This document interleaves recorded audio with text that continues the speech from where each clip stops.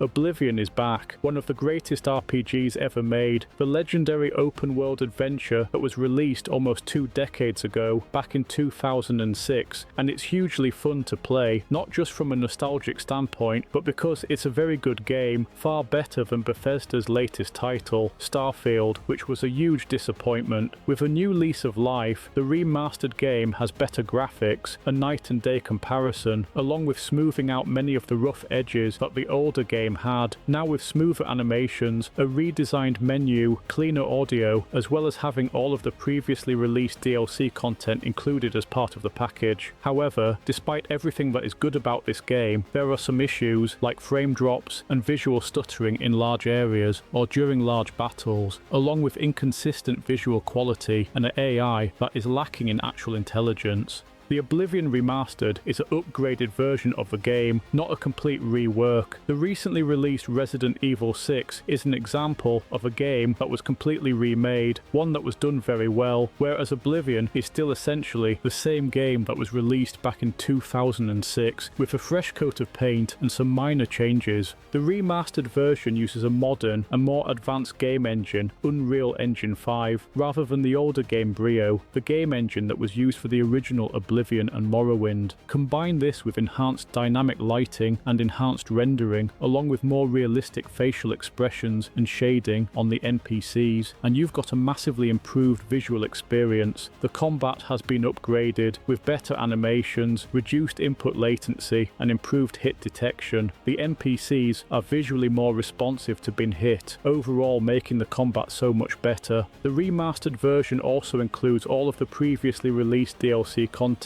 the Shivering Isles and Knights of the Nine quest lines, greatly expanding the game, along with other minor DLC add-ons like the horse armor. As far as the bad things about this game, there's a few issues. The environments can be noticeably slow to load, with some noticeable frame drops at times. Sometimes you will exit through a door into another area, and you can see blocks of the environment that haven't quite rendered straight away, like the system needs a few seconds to catch up. This issue also happened during large battles, where a lot was going on at once. The AI could be better, with the game using the same Radiant AI framework that was used for both Morrowind and Oblivion, which was groundbreaking at the time, but by modern standards, there's room for improvement. Enemies will often just run straight at you without any regard for tactics, or swing at mid-air, clearly missing you, or run into objects and get stuck. NPCs will often repeat lines, or jump from one completely different conversation to another, with no logical flow between them. The fundamental problem is that under the hood, it's still the same old game, which won't run quite as well as a modern game that was built from the ground up.